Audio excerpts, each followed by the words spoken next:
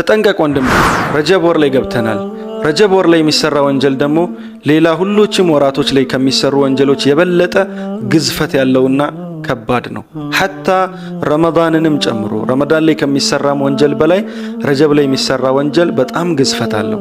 አላህ ሱብሓነሁ ወተዓላ ምድርን ከፈጠረ ጊዜ ጀምሮ 4 ወራትን እንዳላቃቸው ይናገራል። ሚንሃ አርበዐቱን ሑሩም ይላል። ከ12 ወራቶች 4 የተከበሩ ወራቶች አሉ እና በእነዚህ ወራቶች ውስጥ ፈላ ተዝሊሙ ፊሂነ አንፉሰኩም፣ ነፍሶቻችሁን ወንጀል በመስራት አትበድሉ ይላል አላህ ሱብሓነሁ ወተዓላ። ሌላም ቦታ እንደዚሁ የስአሉነከ ዐኒ ሸህሪል ሐራሚ ቂታሊን ፊህ ቁል ቂታሉን ፊህ ከቢር ይላል። በሸህረል ሐራም ላይ በተከበሩ በእነዚህ 4 ወራቶች ላይ ስለ መገዳደልና ጥፋት ስለ መስራት ይጠይቁሃል በላቸው።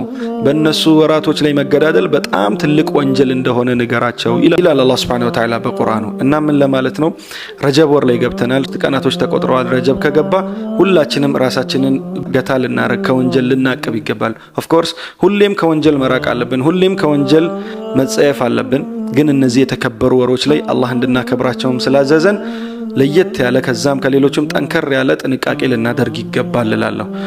ነፍስያችንን ከወንጀል ልንጠብቅ ይገባል። ምክንያቱም ረጀብ አላህ ካከበራቸው ወራቶች ነውና ሐታ ከረመዳንም የበለጠ ክብር አለው ረጀብ ይላሉ።